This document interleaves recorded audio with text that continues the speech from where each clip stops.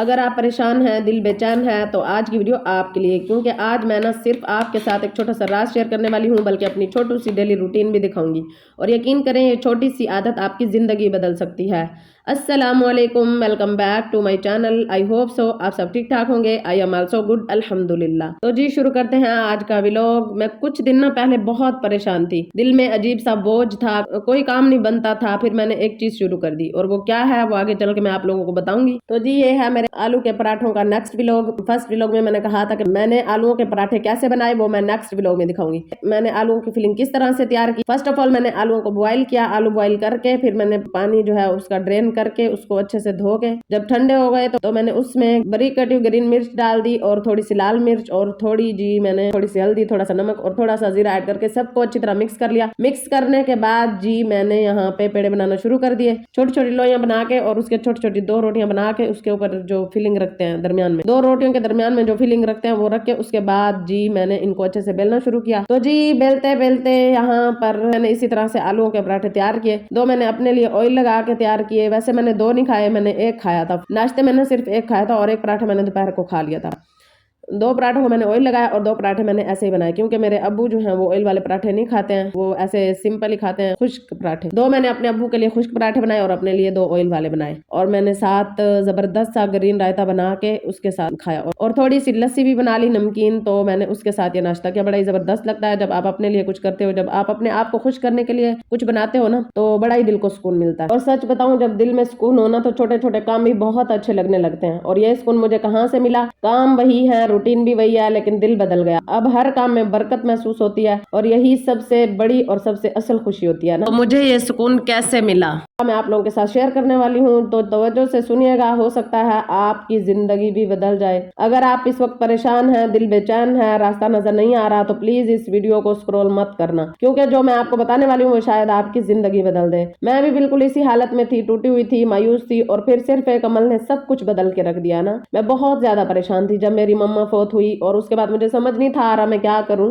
ایک دم سے نا کہتے ہیں نا کہ ماں آپ کے لیے وہ ایک سایہ ہوتا ہے، ایک وہ بادل ہوتا ہے جو آپ کے سر سے ہٹ جائے نا، تو آپ کو سمجھ نہیں آ رہا ہوتا کہ آپ کہاں ہیں، آپ کی لائف کس موڑ پہ کھڑی ہوئی ہے نا۔ جیتے جی چاہے انسان جتنا بھی دور رہے، لیکن پتہ تو ہوتا ہے نا کبھی نہ کبھی تو ایک دوسرے کے سامنے آنا ہی ہے ہم نے۔ ماں ہوتی ہے نا، ماں سے میں کہتی ہوں آپ دنیا کے لاکھ رشتے آپ کے بن جائے نا، لاکھ رشتے آپ بنا لو، سب بہتر ہوتے ہیں، لیکن ماں سے زیادہ بہترین رشتہ کوئی نہیں ہوتا نا آپ کی لائف میں۔ باقی سب رشتوں میں ملاوٹ ہوتی ہے، سب رشتے آپ کو دھوکہ دے سکتے ہیں، لیکن ماں کا ایک اب اگر کبھی آپ کی ماں آپ سے ایسا کچھ بول بھی دے جو آپ کو برا لگے، تو اس میں بھی ہمارا ہی فائدہ ہوتا ہے، لیکن اس وقت ہمیں سمجھ میں نہیں آ رہا ہوتا کہ ہمارے ساتھ یہ ہو کیا رہا ہے نا۔ تو میں بھی بہت زیادہ پریشان تھی، دل میں ایک عجیب سا بوجھ رہتا تھا، کوئی کام بنتا نہیں تھا، ہر طرف رکاوٹیں، ہر طرف مایوسی۔ کبھی لگتا تھا شاید اللہ مجھ سے بہت زیادہ ناراض ہے، کبھی لگتا تھا کہ میری دعائیں قبول ہی نہیں ہوتی، راتوں کو نیند نہیں آتی تھی، بس یہی سوچتی رہتی تھی کہ آخر میرے ساتھ ایسا ہو ہی کیوں رہا ہے نا۔ پھر ایک دن کسی نے مجھ سے ایک بہت ہی سادہ سی بات کہی نا، جو مجھے سادہ لگی، لیکن اس میں ایک بہت ہی بڑا راز چھپا ہوا تھا کہ استغفر اللہ۔ تو پھر میں نے استغفر اللہ پڑھنا شروع کیا نا۔ میں نے سوچا اتنا آسان ہے، لیکن میں نے دل سے شروع کیا۔ روزانہ چلتے پھرتے کام کرتے ہوئے، میں برتن دھو رہی ہوں، میں کھانا پکا رہی ہوں، میں جو ہے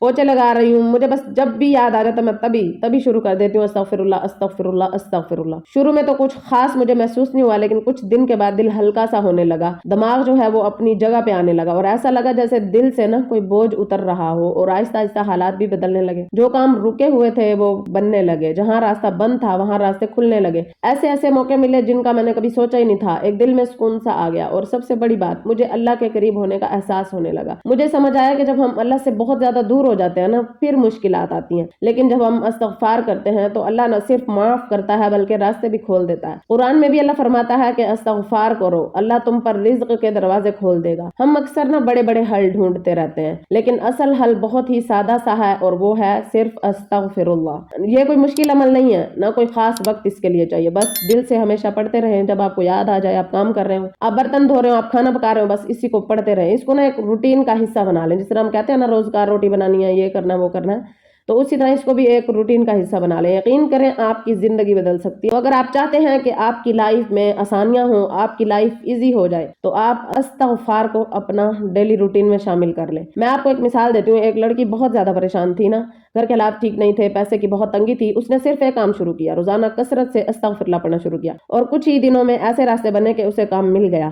और आहिस्ता आहिस्ता उसके घर के हालात भी बेहतर होने लगे। और एक और मिसाल सुने आप, एक वो औरत जो अपने रिश्तों से बहुत परेशान थी ना, घर में हर वक्त लड़ाइयाँ होती थी, उसने भी इस्तिग़फ़ार को अपना मामूल बना लिया और कुछ ही अरसे में घर का माहौल बदलने लगा, दिलों में नरमी आ गई और दिल जो है वो ठंडे पड़ गए। कभी कभी ना मसला बाहर नहीं होता, इंसान के अंदर होता है। एक शख्स कहता है कि मुझे कोई खास मसला नहीं था, दिल बेचैन रहता था, जब से मैंने इस्तिग़फ़ार शुरू किया ना तो मुझे बहुत सुकून मिला। उसे वो सुकून मिला जो उसने पहले कभी महसूस नहीं किया था। और एक और लड़का जिसकी जॉब नहीं लग रही थी, हर जगह कोशिश करता लेकिन हर बार नाकामी, उसने हिम्मत नहीं हारी, उसने इस्तिग़फ़ार को अपना मामूल बना लिया। फिर अचानक एक ऐसी जगह से ऑफर आई जहाँ उसने सोचा भी नहीं था। और सबसे खूबसूरत मिसाल पता कौन सी है? एक लड़की की दुआ ना बहुत अरसे से कबूल नहीं हो रही थी, वो मायूस हो चुकी थी लेकिन उसने इस्तिग़फ़ार नहीं छोड़ा। कुछ ही वक्त के बाद वही दुआ ऐसे पूरी हुई जैसे अल्लाह ने उसके लिए बेहतरीन वक्त चुना हो। ये सिर्फ कहानियां नहीं है, ये हकीकत है और आपकी जिंदगी भी बदल सकती है अगर आप लोग इस्तिग़फ़ार को अपना मामूल बना लें। अगर आप भी किसी परेशानी में हैं, दिल भारी है, रास्ता नजर नहीं आ रहा, तो आज से बल्कि अभी से सिर्फ यही काम करना शुरू कर दें। दिल से कहें अस्तगफिरुल्लाह अस्तगफिरुल्लाह अस्तगफिरुल्लाह। बस वो चाहता है कि ये मेरे ही बंदे हैं और मेरी तरफ लौट आएं। और याद रखें, अल्लाह कभी भी अपने बंदे को अकेला नहीं छोड़ता। तो जी, आज मैं आपको एक और नया सूट भी दिखाने वाली हूँ। वो ये वाला सूट है और मैंने ये पिछली गर्मियों में लिया था। इसका कलर भी बहुत प्यारा है और डिजाइन भी बहुत खूबसूरत आ रहा है और लाइट सी इसमें एम्ब्रॉयडरी बनी हुई है। अच्छा, गर्मियों में ज्यादा एम्ब्रॉयडरी वाले पहने ही नहीं जाते, तो ये मैंने लाइट सा, मुझे प्यारा भी लगा। और इसमें जो है अनारी कलर की लैस नहीं होती, वो वाली मैंने इसमें सतारी वाली अटैच किया, बहुत ही ब्यूटीफुल लग रही थी। बस मैंने इसको प्लेन ही रखा, गला मैंने इसका बैन वाला बनाया, वही लैस मैंने दुपट्टे के साथ भी अटैच कर दिया और ट्राउजर पे भी और बाजुओं पे भी। और अच्छा, ये चुनट वाला फ्रॉक मैंने सिलाई किया, बड़ा ही प्यारा लग रहा था ये लोन का, तो मैंने पिछली गर्मियों में सिलाई किया था लेकिन इसे मैं इस गर्मियों में पहनने वाली हूँ। और ये सूट के साथ की चूड़ियां भी हैं, ये भी बड़ी जबरदस्त लग रही हैं। और जी, वैसे ये ना सारी चूड़ियां मुझसे टूट गई हैं ना, मैंने इसको इनके बीच रख दिया और ये सूट मुझसे नीचे गिरा और चूड़ियां जो है वो टूट गई हैं। सच में जब अल्लाह खुश करता है ना तो छोटी छोटी खुशियां भी दिल को सुकून देती हैं, छोटी छोटी खुशियां भी दिल को बड़ी लगने लगती हैं। अल्लाह ताला हम सब की जिंदगियों में सुकून और बरकत अता फरमाए। तो अगर मेरी ये वीडियो अच्छी लगी हो तो मेरी वीडियो को लाइक और चैनल को सब्सक्राइब करते हुए जाइएगा। तो मिलते हैं किसी नेक्स्ट अच्छे से व्लॉग के साथ, तब तक के लिए फी अमानिल्लाह।